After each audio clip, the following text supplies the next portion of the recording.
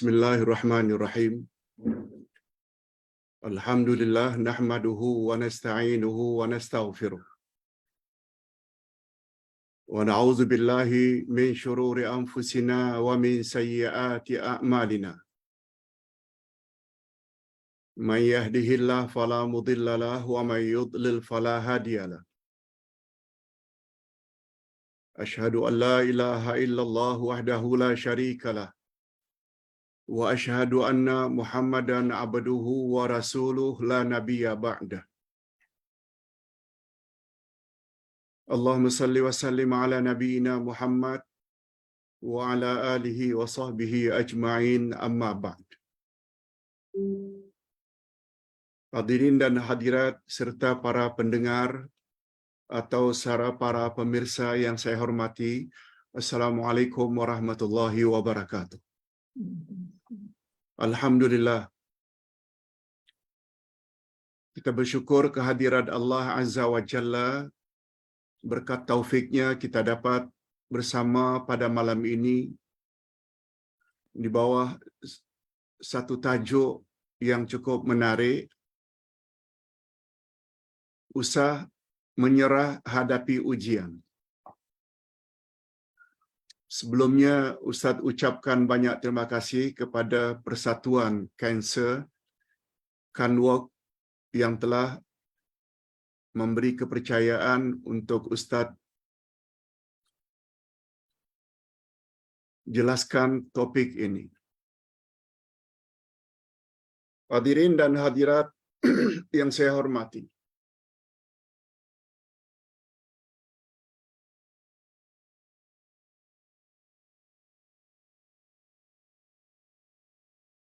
kehidupan orang-orang yang beriman senantiasa berada di antara dua keadaan, yaitu senang dan susah.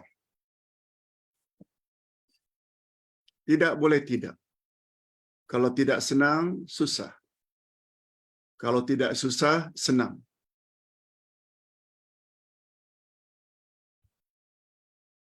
Bagi orang yang beriman,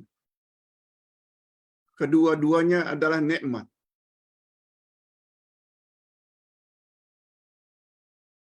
Bagi orang-orang yang beriman, kedua-duanya bukan hanya kesenangan, juga kesusahan adalah nikmat.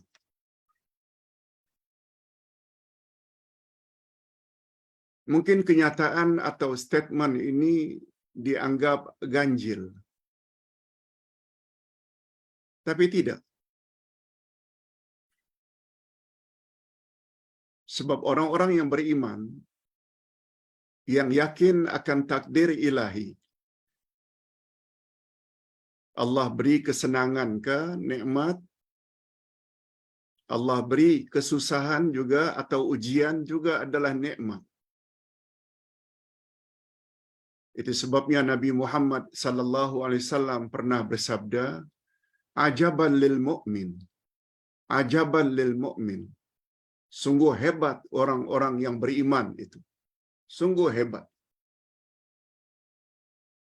Ketika baginda ditanya, mengapa Tuhan sebut begitu, ya Rasulullah? Lalu Nabi menjelaskan, idza asabathum sarra syakar wa idza asabathum darra sabar. Sebab orang yang beriman itu bila mereka mendapat kesenangan, mereka bersyukur.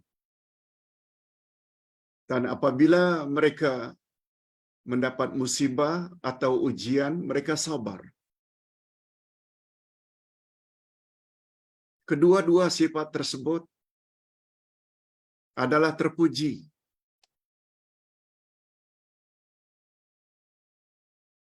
Di sisi Allah bagi orang-orang yang beriman.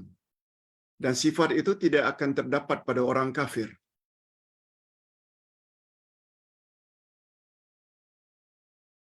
Itu sebabnya Umar ibn Khattab radhiyallahu anhu pernah berkata, "Lau kana syukru wa sabru ba'iraini, ma ablaitu ayyuhuma arkab." Andai kata syukur dan sabar itu bagaikan dua ekor onta. Andai kata syukur dan sabar itu bagaikan dua ekor onta. Ma ablaitu ayyuhuma arkab.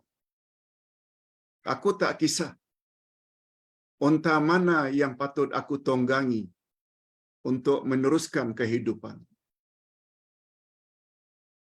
Untuk survival, meneruskan kehidupan, bila dapat kesenangan, aku akan naiki onta syukur. Tapi bila aku diuji atau dapat musibah, aku akan juga teruskan hidup dengan menunggang onta sabar. Allahu Akbar. Begitu keadaan orang-orang yang beriman.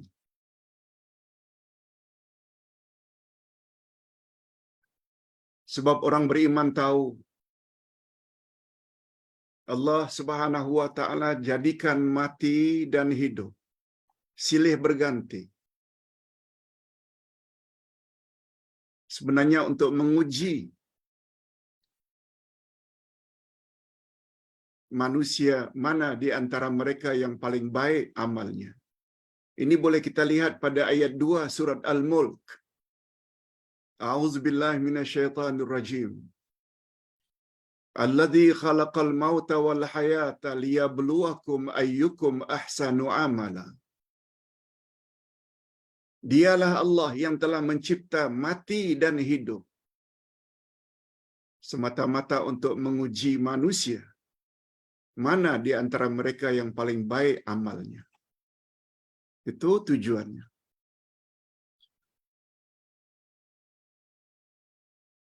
Kita kena ingat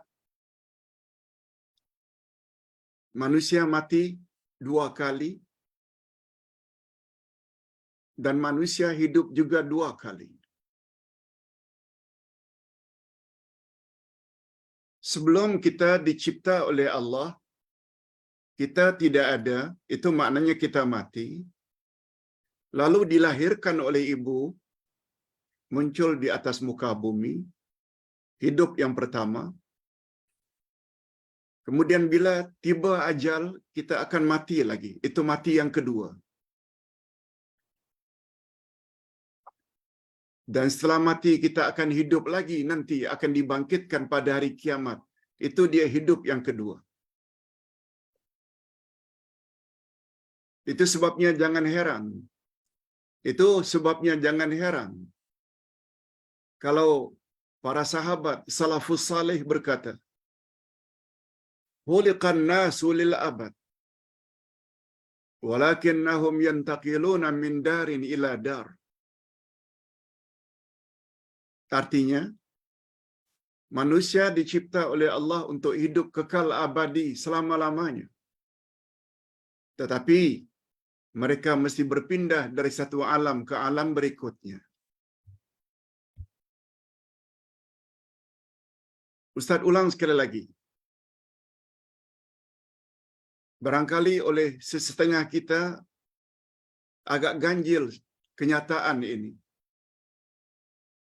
Sebab kita selalu katakan manusia hidup untuk sementara. Tak betul. Khuliqan nasi lil abad. Manusia dicipta oleh Allah untuk hidup abadi selama-lamanya. Tetapi mereka mesti berpindah dari satu alam ke alam berikutnya. Ada 5 alam yang mesti dilalui oleh manusia. 5 alam. Pertama namanya alam roh.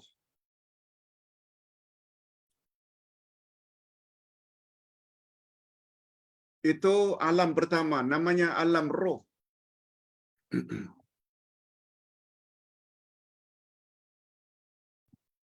Yang kedua namanya alam rahim. Yang ketiga namanya alam dunia.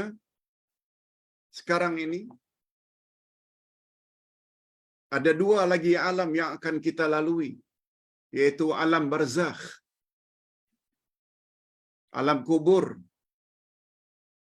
Alam kubur pun bukan untuk selama-lamanya.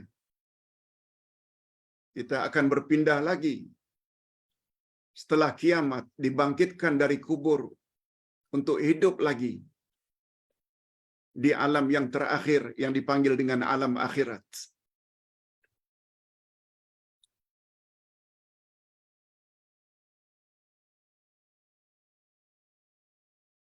Di dunia sekarang ini namanya alam dunia. Sebelum ini kita berada di alam rahim, dalam perut ibu. Nah, sebelum itu namanya alam roh. Kita tidak dibenarkan memperkatakan tentang alam roh terlalu luas. Sebab Allah berfirman dalam surat Al-Isra, "Yas'alunaka 'anir ruh, qulir ruhu min amri rabbi, wa ma utitu minal ilmi illa qalila." Mereka bertanya kepadamu, hai Muhammad, tentang alam roh, tentang roh. Jawab olehmu, hai Muhammad, roh adalah urusan Tuhanku. Sebab kamu, manusia, tidak diberi ilmu kecuali sedikit sekali. Tak mampu kita nak bahas alam roh. Tapi alam roh itu wujud. Sebab dalam Quran disebut di alam roh, Allah panggil semua roh. Semua roh manusia Allah panggil. Lalu Allah bertanya, "Alastu birabbikum? Bukankah aku ini Tuhan kamu?" Semua roh menjawab, "Qalu bala, syahidna." Semua roh menjawab, "Benar. Engkau adalah Tuhan kami." Itu pengakuan semua roh. Kemudian hasil pertemuan antara ayah dan ibu kita, maka muncullah kita di dalam rahim ibu. Di alam itu, manusia hidup lebih kurang hanya 9 bulan. Lebih atau kurang sedikit. 9 bulan saja, tak lebih. Atau lebih atau kurang. Begitu lahir, kita masuk alam yang ketiga, namanya alam dunia. Dan alam dunia ini disebut oleh Nabi sallallahu alaihi wasallam, "A'maru ummati baina sittina wa sab'in." Umur umatku adalah di antara 60 ke 70. 60 to 70. Sebagaimana umur Nabi hanya 63 tahun. In between. Dan kata Nabi, sangat sedikit umatku yang melepasi umur 70 tahun. Tak banyak.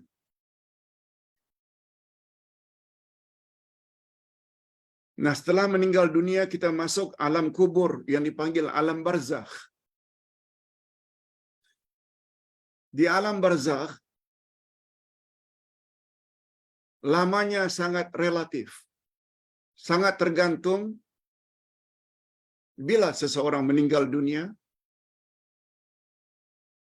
dan bila pula hari kiamat. Antara mati dengan bangkit itu namanya alam barzakh.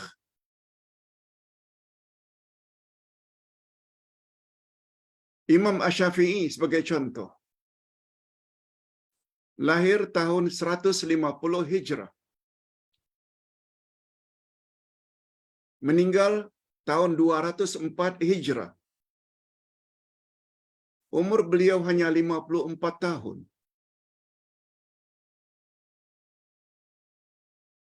Menurut tahun Hijri.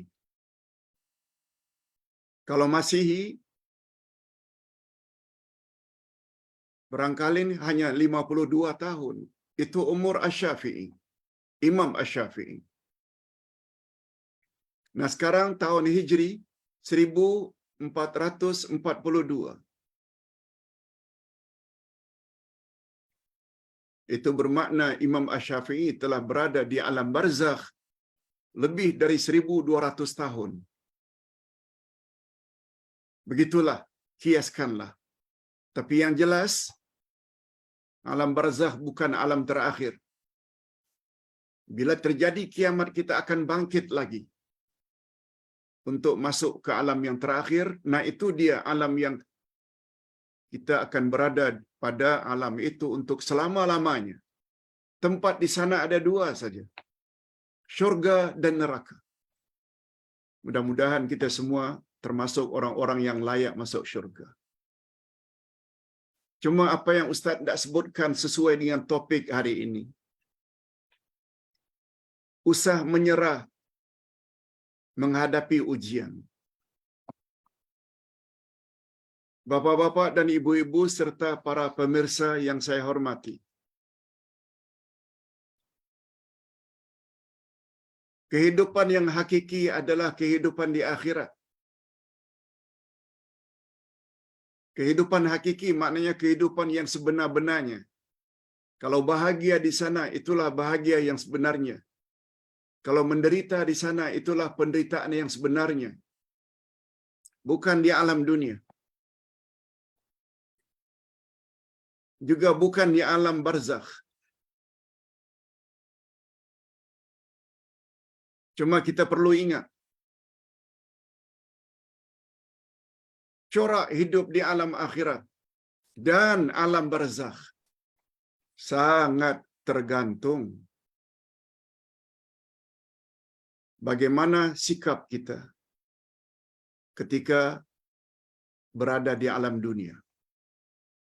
Bukan di alam roh, bukan di alam rahim, bukan. Itu sebabnya Nabi Muhammad sallallahu alaihi wasallam bersabda, walaupun hadis itu dikatakan dhaif, tapi maknanya betul. Ad-dunya mazra'atul akhirah. Dunia adalah kebun akhirat. Maknanya di dunia kita bercocok tanam, yang kelak hasilnya kita akan petik di akhirat nanti. Nah, ini yang kita maksudkan. Bagaimana sepatutnya kita bersikap bila sedang diuji oleh Allah. Sabar atau menggelabah. Sabar atau panik. Orang beriman tidak.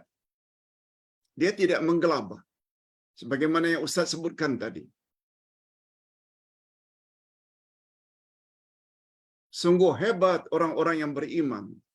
Ketika baginda ditanya, di mana hebatnya orang-orang beriman, ya Rasulullah?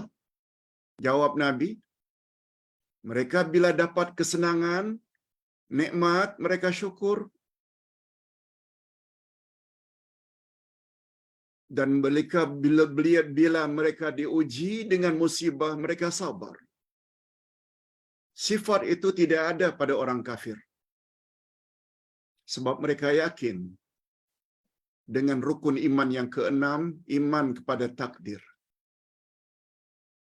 Takdir setiap insan telah ditulis oleh Allah sejak azali.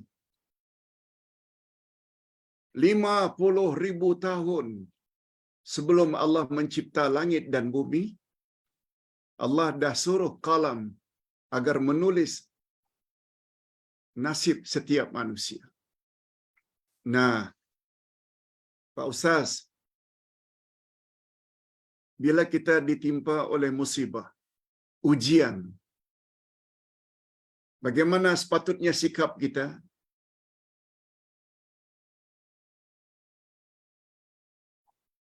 Perlu tak kita berusaha untuk menghindari musibah? Paling kurang mengurangi musibah? Yes.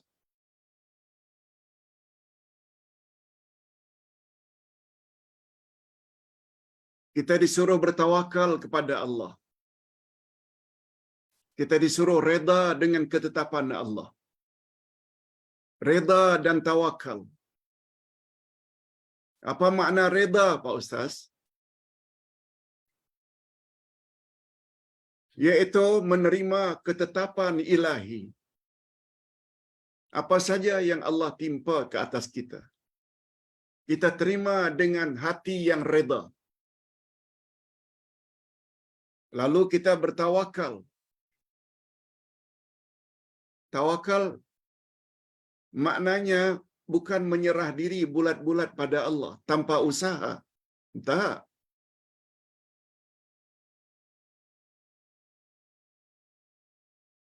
Rasulullah sallallahu alaihi wasallam pernah menyebut tentang makna tawakal. Apa kata Nabi?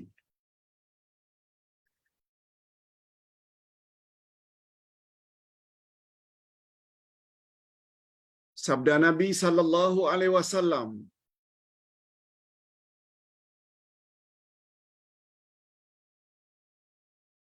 apabila kamu bertawakal kepada Allah dengan sebenar-benar tawakal, lau tawakkaltum 'ala Allahi haqqa tawakkuli, bila kamu tawakal kepada Allah dengan sebenar-benar tawakal, larzaqakum kama yarzuqut tayra taghdu khimasan wa taruhu bitana. Hadis riwayat Imam Ahmad dan Tirmizi dan lain-lain. Artinya, kalau kamu bertawakal kepada Allah dengan sebenar-benar tawakal, niscaya kamu akan diberi oleh Allah rezeki. Sebagaimana Allah beri rezeki kepada burung yang terbang meninggalkan sarangnya pada waktu pagi dalam keadaan perutnya yang kosong, lalu balik pada sebelah petang dengan perutnya yang penuh, kenyang, sambil membawa beberapa bijiran untuk anak-anaknya di sarang. Maknanya, orang yang bertawakal kepada Allah dengan sebenar-benar tawakal, mereka mesti berusaha. Sebagaimana burung keluar dari sarangnya pada waktu pagi dalam keadaan perutnya yang kosong, dia terbang. Terbang itu usaha. Sampai di satu kawasan, di tanah ke, di pokok ke, dia akan kais. Dia akan patuk sana, patuk sini. Semuanya itu melambangkan usaha. Kalaulah tawakalmu seperti itu, kamu pasti akan Allah beri rezeki. Sebagaimana Allah beri rezeki kepada burung, meninggalkan sarang pada waktu pagi dalam keadaan perutnya yang kosong, balik dalam keadaan perutnya yang kenyang sambil membawa beberapa bijiran untuk anak-anaknya dalam sarang. Maknanya, umat Islam tidak boleh tawakal tanpa usaha. Umar pernah menegur para sahabat yang selalu bersandar berpangku tangan. Lalu kata Umar, mengapa kamu berpangku tangan?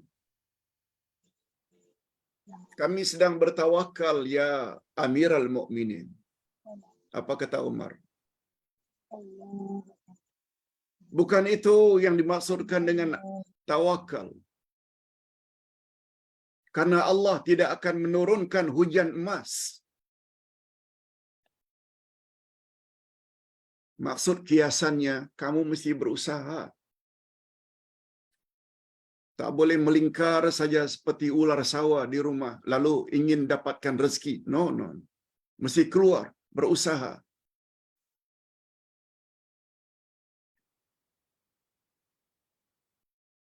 Apalagi prinsip dalam Islam. Islam dibina di atas hukum sebab musabab. Sebab musabab maknanya sebab dan akibat. Englishnya cause and effect. Ustaz Haus, Ustaz ambil air, bawa ke mulut, bismillah.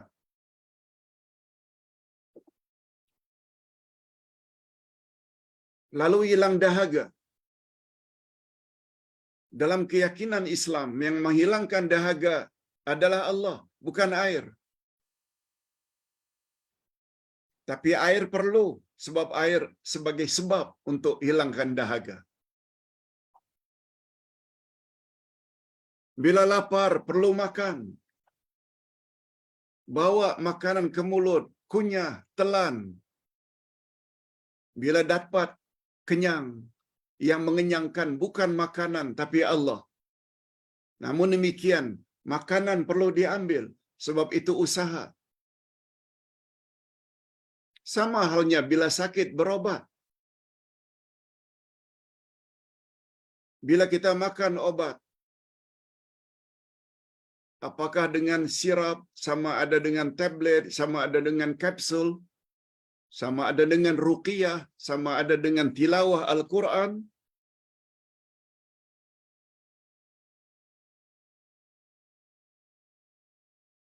lalu sakit pun sembuh. Yang menyembuhkan adalah Allah, bukan obat. Yang menyembuhkan adalah Allah, bukan doktor. Tapi cari obat, pergi dokter, pergi ke klinik, pergi ke hospital, perlu. Sebab itu adalah sebab.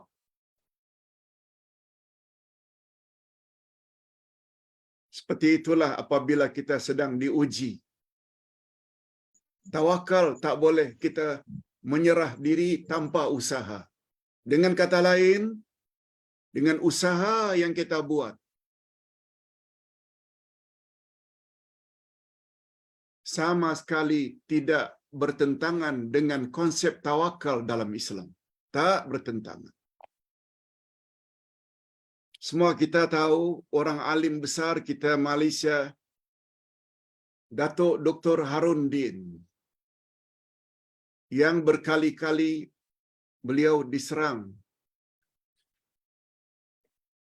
jantungnya, heart attack. Berkali-kali beliau pergi ke Australia untuk mendapat rawatan.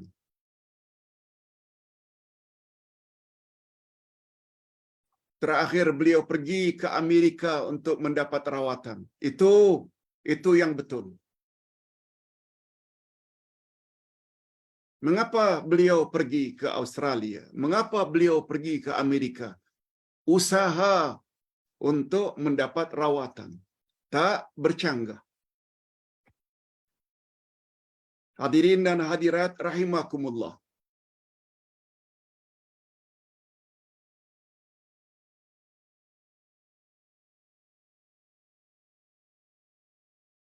Satu perkara lagi yang perlu kita ingat bahawa musibah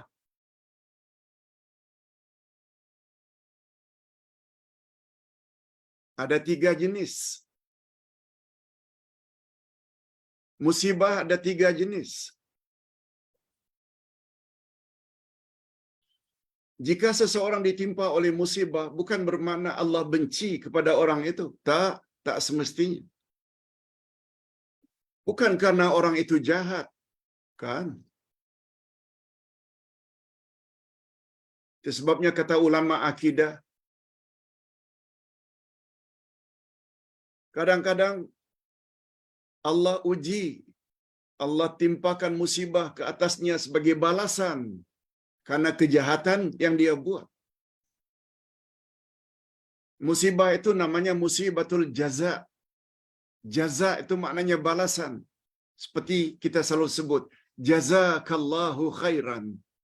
Semoga Allah balas kebaikan kamu. Jaza itu balasan. Jadi musibatul jaza, Allah balas. Contoh,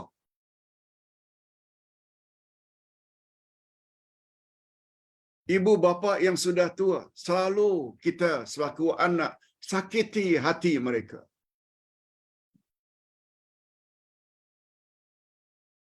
Suka bercakap kasar kepada ibu bapa. Tidak mustahil setelah kita nanti warga emas, lansia, lanjut usia. Setelah kita nanti selaku anak sudah lansia, macam umur mak bapak dulu yang pernah kita sakiti. Giliran pula anak-anak menyakiti kita pada masa itu. Ini namanya musibah balasan. Musibatul jaza.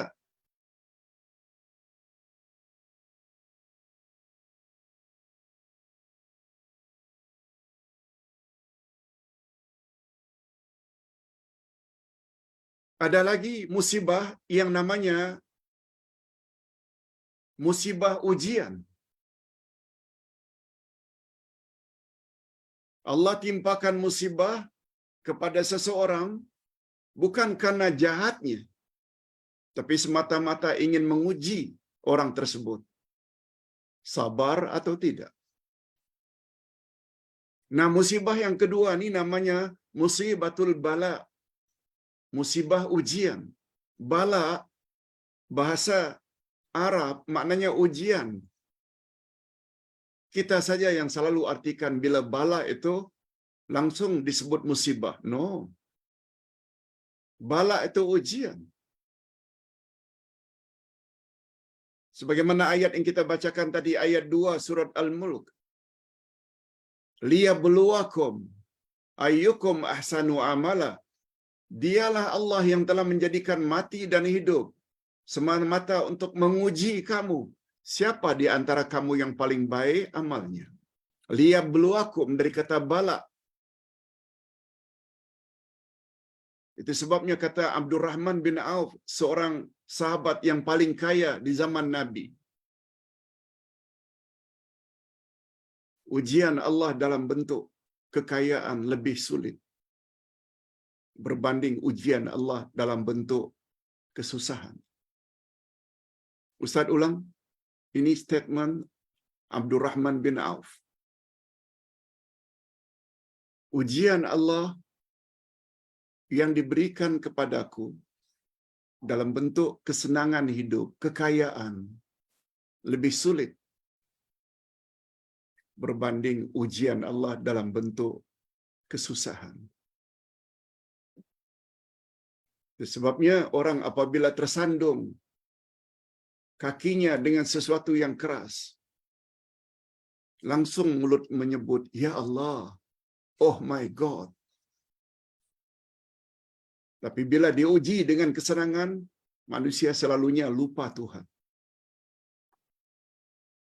Bila dapat kesusahan, selalu ingat Allah.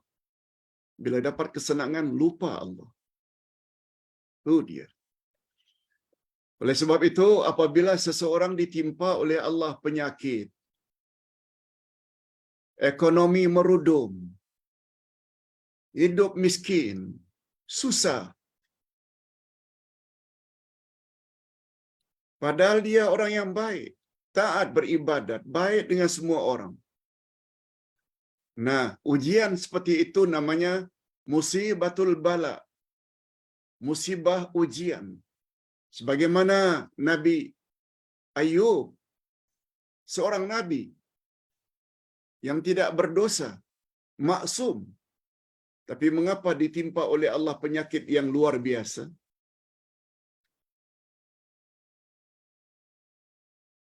Itu bukan musibatul jaza. Sebab seorang nabi tak ada buat salah, tak ada buat maksiat. Allah tidak balas apa? Bukan. Itu namanya musibatul bala. Allah tidak uji. Sampai di mana kesabaran Nabi Ayub. Itu sebabnya menjadi bidalan orang-orang Arab bila menyuruh seseorang agar sabar. Apa kata mereka? Fasbir sabra Ayub. Bersabarlah macam sabarnya Nabi Ayub. Itu menjadi bidalan di kalangan orang-orang Arab. Nah, dah dua dah, yang ketiga. Musibah demi musibah ditimpa oleh Allah ke atas seseorang semata-mata ingin mendidik orang tersebut agar jadi orang yang cekal.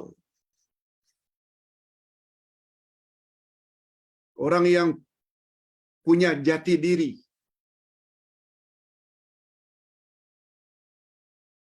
sebagaimana ujian Allah kepada para rasul, para nabi. Mana nabi yang tidak dicemoh oleh kaumnya? Nabi Nuh berdakwah 950 tahun, siang malam. Pengikutnya hanya 80 orang lebih. Nabi Lot, Nabi Musa, Nabi Isa, semua nabi, termasuk Nabi Muhammad sallallahu alaihi wasallam, yang mendapat cemohan bermacam-macam. Anta sabi, kau pembawa ajaran songsang, hei Muhammad. Karena ajaran yang kau bawa bercanggah dengan ajaran nenek moyang. Anta sahir, engkau tukang sihir. Banyak orang percaya dengan cakap engkau. Anta syairun majnun, engkau adalah penyair gila. Karena ucapanmu Quran indah. Cuma mereka tambah majnun, engkau adalah penyair gila. Mengapa ada musibah itu semua? Karena Allah hendak mendidik para nabi agar jadi orang yang cekal, punya jati diri, orang yang punya prinsip. Oleh sebab itu jangan sekali-kali bila kita lihat ada orang yang banyak diuji, merudum ke ekonominya, selalu sakit ke, jangan kita sebut itu tandanya Allah benci kepadanya, itu tandanya orang tersebut banyak dosa. Tidak. Ada kemungkinan Allah hanya ingin mendidik agar jadi orang yang kuat dan cekal. Ini sesuai dengan sabda Nabi sallallahu alaihi wasallam ketika ditanya oleh para sahabat, "Ya Rasulullah, ayyun nasi asyaddu bala'a?" Jenis manusia manakah yang paling banyak diuji oleh Allah? Ayyun nasi asyaddu bala'a? Jenis manusia manakah yang paling banyak diuji oleh Allah? Nabi jawab, Al-Anbiya, para nabi.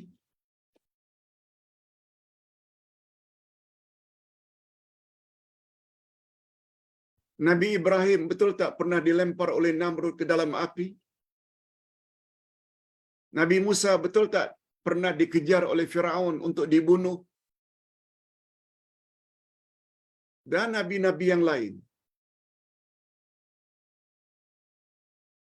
Manusia yang paling banyak ditimpa ujian oleh Allah adalah para nabi. Sahabat bertanya lagi, "Semaman ya Rasulullah?" Kemudian siapa lagi selain para nabi yang paling banyak diuji? Jawab Nabi As-Salihun, orang-orang saleh. Dan Nabi tidak mau ditanya lagi siapa lagi. Lalu Nabi jawab, kuncinya makin kuat pegangan agama seseorang, semakin banyak orang itu diuji oleh Allah. Kita sebagai pendakwah yang coba ingin menyampaikan kebenaran Quran Sunnah, bermacam-macam cemohan kita diuji. Pembawa ajaran songsang, menyesatkan orang ramai. Kita yang tahu akan sejarah, kita senyum saja. Tak perlu putus asa. Cuma bagaimana kita hendak kategori, klasifikasi suatu musibah menimpa seseorang, hanya Allah saja yang tahu. Jangan kita katakan, mentang-mentang orang itu dapat sakit ini, sakit itu, langsung kita katakan, itu menunjukkan dia banyak dosa. No. Sebagai balasan, musibatul jaza. atau kita katakan itu Allah nak mendidik dia atau Allah nak menguji dia, serahkan motif penurunan musibah itu kepada Allah Azza wa Jalla. Yang mustahak, bila kita ditimpa musibah, kita hendaklah bersabar. Itu sebabnya bapa-bapa dan ibu-ibu serta para pemirsa, sahabat Nabi, para sahabat, mereka apabila ditimpa musibah, mereka ucap Alhamdulillah 4 kali. Mengapa 4 kali, Pak Ustaz? Coba dengar baik-baik. Alhamdulillah maknanya syukur pada Allah. Mengapa dapat musibah diucap Alhamdulillah? Kita biasanya ucap Alhamdulillah bila dapat nikmat. Dapat musibah barangkali kita menyumpah-nyumpah. Tapi orang yang paham agama, mereka ucap 4 kali Alhamdulillah. Alhamdulillah. Alhamdulillah. Alhamdulillah.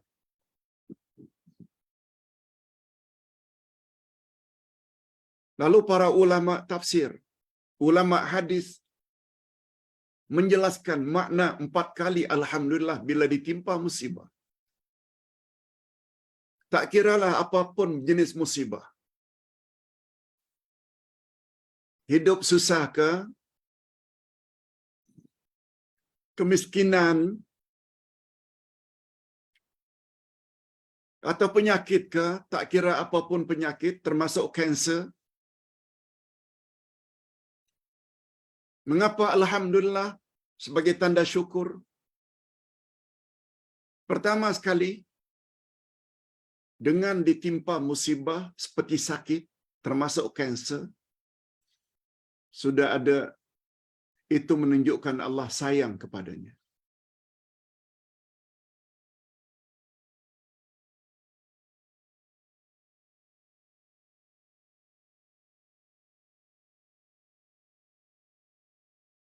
Barang siapa ditimpa musibah, itu bermakna Allah sayang kepadanya. Begitu sabda Nabi sallallahu alaihi wasallam.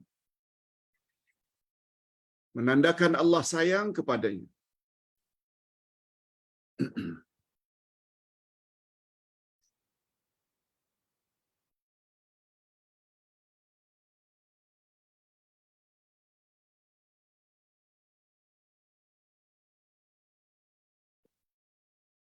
Oleh sebab itu, apabila kita sakit, dan sakit itu musibah, berdasarkan hadis itu, maknanya Allah sayang kita.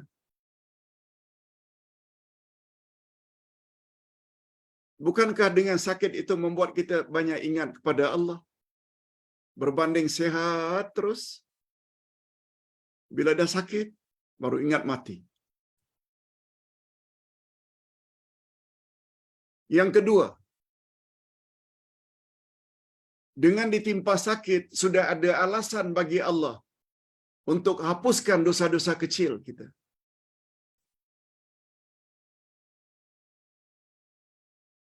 Menandakan Allah sayang, nomor 1 tadi, hadisnya berbunyi, Innallaha idza ahabba imra'an ibtala. Sesungguhnya Allah apabila sayang, cinta kepada seseorang, diturunkannya bala, diturunkannya musibah ke atas orang itu. Yang kedua, betul tak bila Allah sayang kita ucap Alhamdulillah? Yang kedua, ada alasan bagi Allah untuk menghapuskan dosa-dosanya. Rasulullah sallallahu alaihi wasallam bersabda,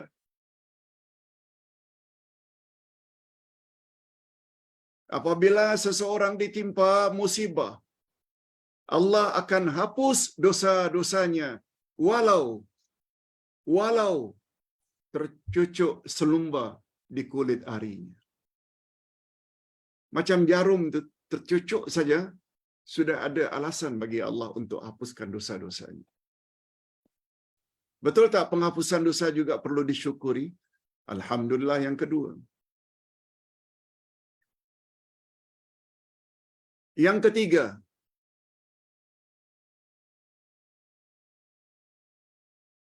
apabila ditimpa musibah, kita berpeluang untuk sabar.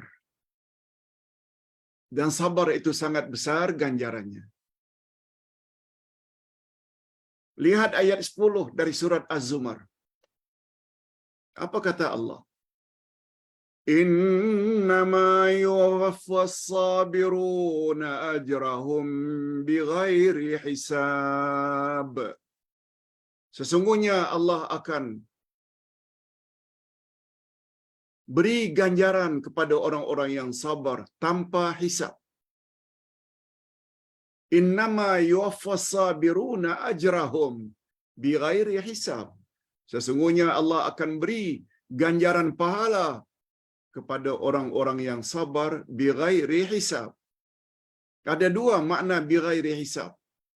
Masuk syurga tanpa dihisab, langsung masuk syurga. Itu makna pertama kata ulama tafsir. Makna kedua bighairi hisab, yang Allah bagi pada orang-orang yang sabar bighairi hisab, maknanya unlimited. Pahala yang Allah bagi kepada orang sabar itu tidak ada limitnya, tidak ada hadnya.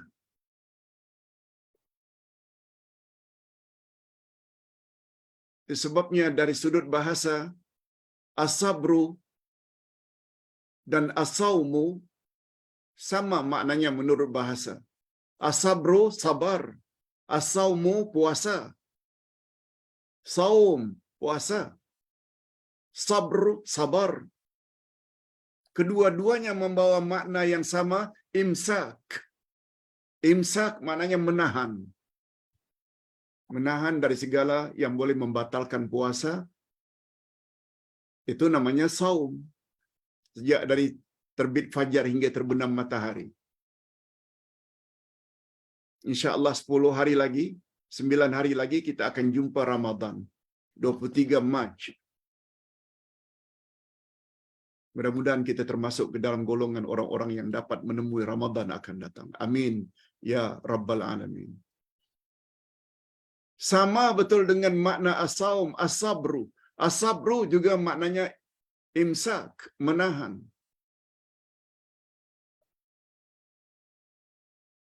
Apabila seseorang ingin memuaskan nafsu seksnya dengan pelacur,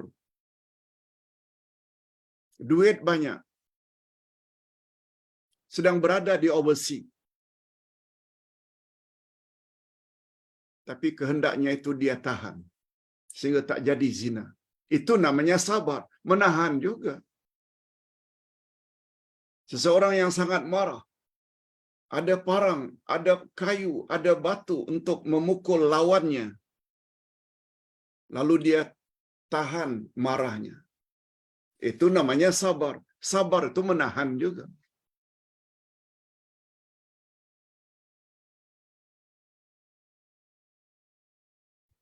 Jadi sekali lagi, mengapa ucap Alhamdulillah kali yang ketiga?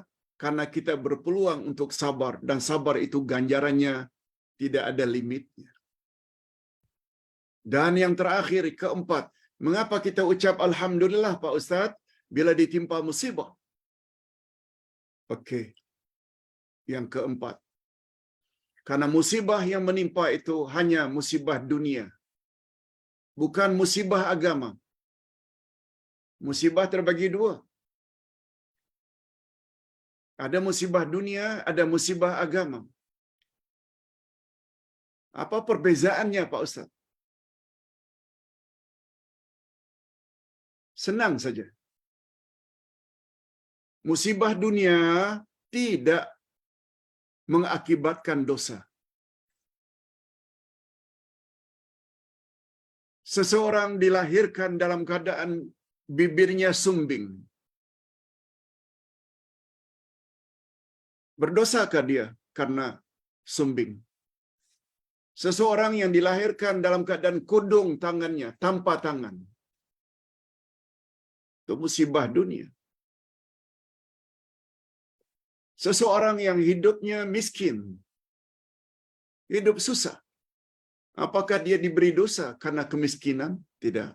Itu namanya musibah dunia. Musibah agama, tak tahan hidup miskin, lalu rasuah supaya kaya cepat. Itu musibah agama. Sebab rasuah itu dosa.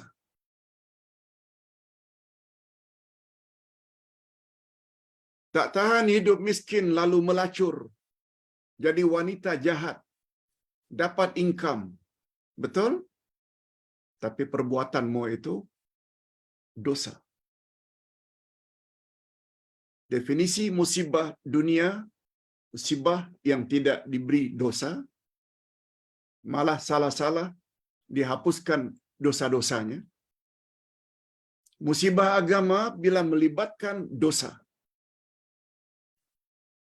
Contoh mudah antara Nabi Yusuf dengan Zulaikha. Semua kita tahu.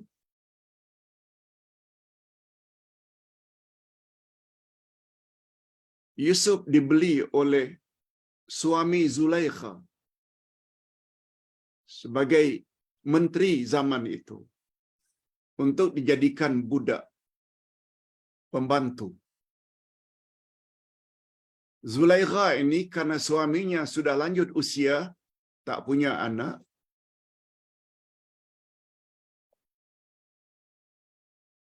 di tempat yang tertutup Zulaikha ajak Yusuf berzina. Semua kita tahu. Yusuf enggan. Yusuf lari. Dikejar oleh Zulaikha.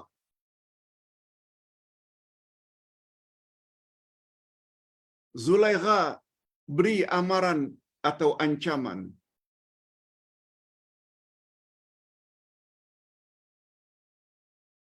Kalau kamu tidak memenuhi kehendakku, akan aku suruh agar suamiku penjara kamu. Okey. Jawab Yusuf. Disebut oleh Allah dalam surat Yusuf ayat 30. Qala rabbi sijnu ahabbu ilayya mimma yad'unani ilai. Oh Tuhan, penjara aku lebih suka daripada berzina dengan wanita ini. Masuk penjara itu dosa, maaf, itu musibah dunia. Tak dosa pun, apalagi bukan karena kesalahan di penjara. Tak dosa. Tapi bila berzina, itu dosa. Zina itu musibah agama. Masuk penjara, musibah dunia. Itu sebabnya kalau hanya sekedar sakit, hidup miskin, hatta sakit kanser, itu musibah dunia saja, bukan musibah agama. Malah makin lama seseorang itu berpenyakit kanser, selama itu pula lah setiap hari dosa-dosanya dihapuskan oleh Allah Azza wa Jalla. Di sini rahasianya. Mengapa para sahabat yang faham akan hakikat ini bila dapat musibah justru ucap Alhamdulillah. Alhamdulillah. Alhamdulillah. Alhamdulillah. Alhamdulillah pertama, menandakan Allah sayang padanya. Alhamdulillah yang kedua, dosa-dosanya akan dihapus oleh Allah dan Allah tak pernah mungkir janji. Alhamdulillah ketiga, berpeluang untuk sabar. Alhamdulillah yang ketiga, keempat, karena ini hanya musibah dunia, bukan musibah agama.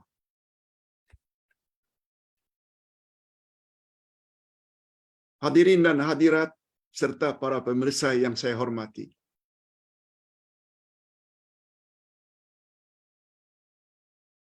Oleh sebab itu, Ramadan tinggal hanya 9 atau 8 hari lagi. Manfaatkan masa sebaik-baiknya. untuk mempertingkat amal ibadat kita kepada Allah Azza wa Jalla. Itu sebabnya Ramadan disebut dengan Al-Mubarak. Ramadan yang penuh berkat. Al-Barakah dalam bahasa Arab maknanya an-numuwu wa ziyadah.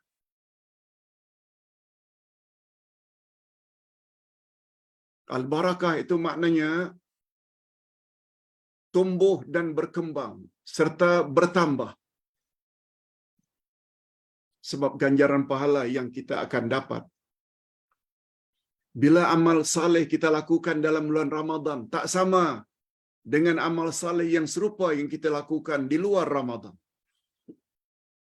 Itu sebabnya Ramadan dipanggil sebagai bulan yang penuh berkat, yaitu banyak ganjaran yang akan kita dapat. Manfaatkan masa sebaik-baiknya.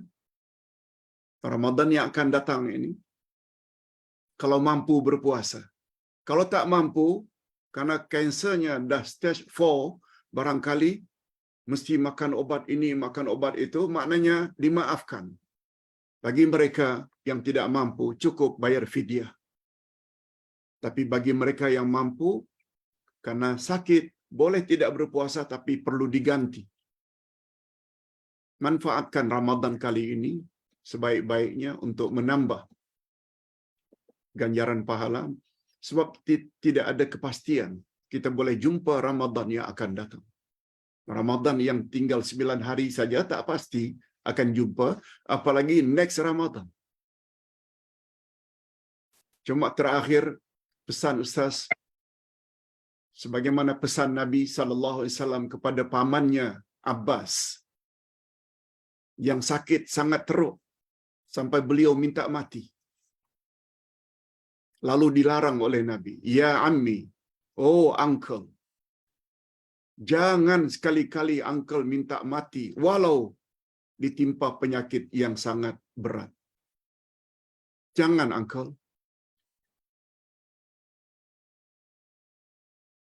Sebab hadirin dan hadirat, bila kita boleh hidup, kita tambah pula dengan amal, berapa banyak nanti ganjaran yang boleh kita terima di akhirat nanti. Nak minta mati karena amal kita banyak sangat ke? Sebab kata Nabi sallallahu alaihi wasallam, apa kata Nabi? Setiap orang yang naza sakaratul maut pasti menyesal. Mengapa menyesal? Kata Nabi ada dua. Kalau orang itu banyak buat dosa, dia menyesal. Mengapa dulu tidak segera tobat? Sebab bila dah naza, pintu tobat tutup.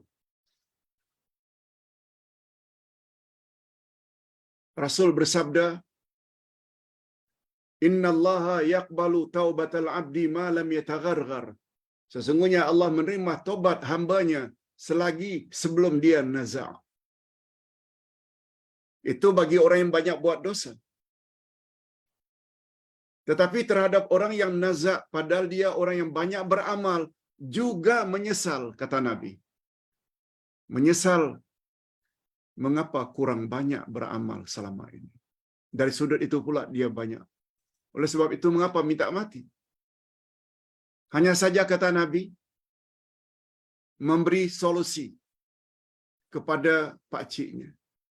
Andai kata pakcik terpaksa berbuat demikian, mintalah cara berlapik. Dalam bahasa kita berlapik dengan mengatakan, "Allahumma ahyini in kanatil hayatu khairan li wa tawaffani idza kanatil wafatu khairan li." Artinya, ya Allah, hidupkanlah aku, panjangkanlah usiaku, sekiranya perpanjangan usia baik bagiku. Ya Allah, matikanlah daku, sekiranya kematian baik bagiku. Yang macam itu boleh. Yang penting berakhir dengan baik. Hadirin dan hadirat, sudah genap 1 jam kita bercakap. barangkali cukup sampai di sini. Silakan Aida, kalau ada pertanyaan daripada jemaah, Ustaz cuba jawab. Silakan.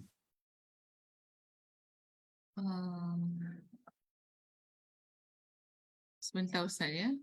Ya, Uh, di sini ada soalan tentang bagaimana hendak memujuk untuk apa pesakit ataupun mereka yang berjaya cabaran kesihatan ni untuk melakukan ibadah solat okey.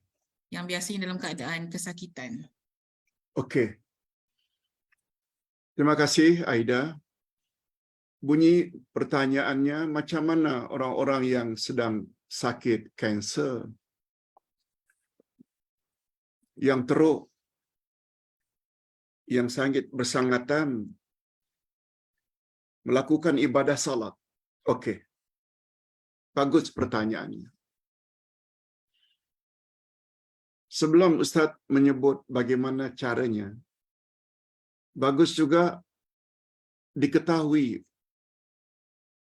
bagi orang-orang yang sakit, walau bagaimanapun tenat sakitnya, salat sama sekali tidak boleh ditinggalkan.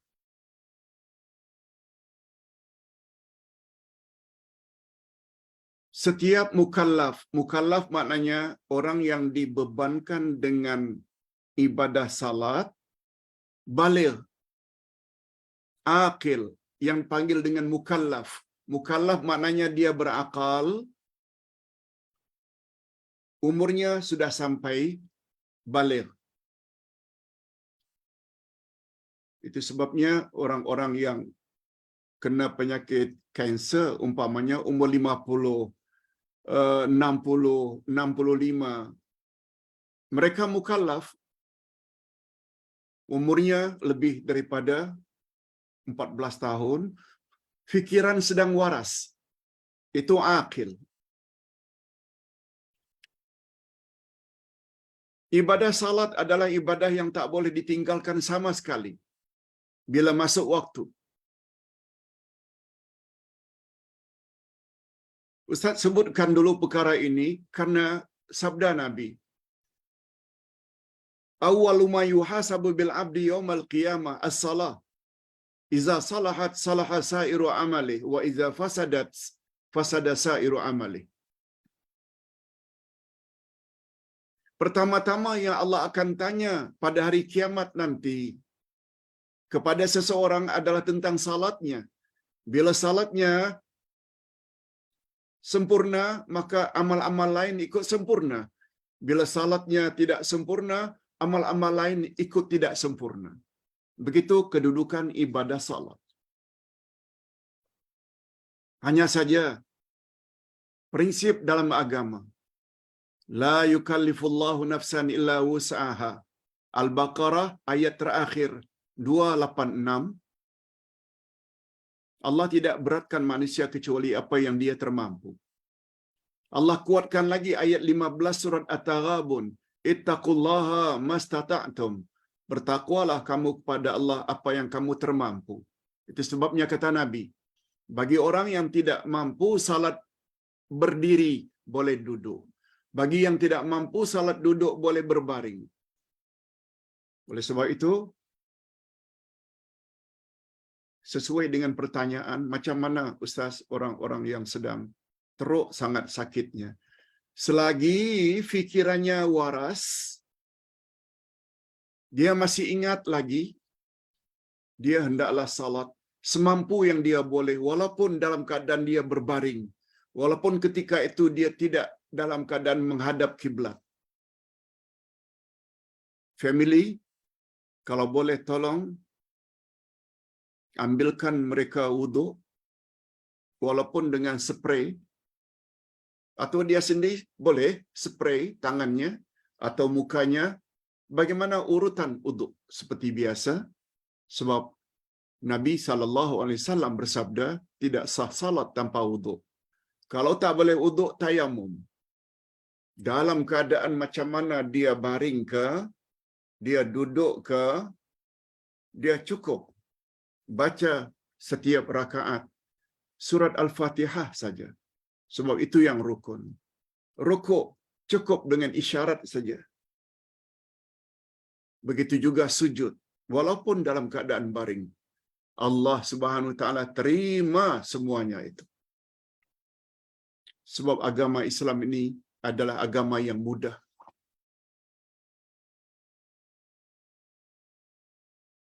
Lain halnya apabila dia sudah tidak lagi ingat. Itu maknanya dia bukan mukallaf lagi. Bagi mereka insya-Allah tidak diwajibkan salat. Sebab ingat itu sangat perlu. Sebab rukun pertama saja mesti niat. Niat perlu kepada ingatan. Bacaan Al-Fatihah perlu kepada ingatan. Itu yang dapat Ustaz sampaikan, Aida, secara singkat. Ada soalan berikutnya, Aida?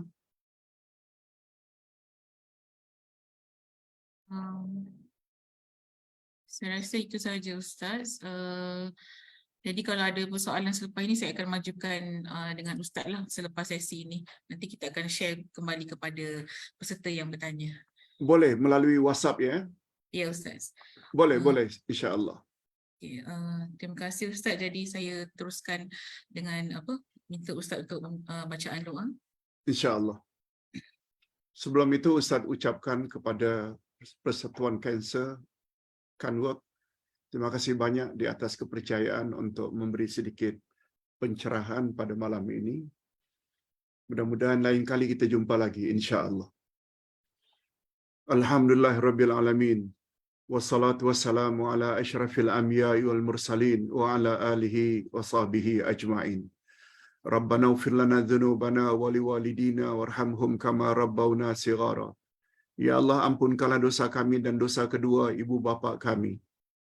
Dan cucurilah mereka rahmat-Mu ya Allah, sebagaimana mereka telah didik kami sejak dari kecil. Rabbana hab lana min azwajina wa dzurriyyatina qurrata a'yun waj'alna lil muttaqina imama. Ya Allah, berilah kami pasangan hidup dan zuriat keturunan yang menyedapkan pandangan mata dan hati kami, dan jadikanlah kami pemimpin bagi orang-orang yang bertakwa.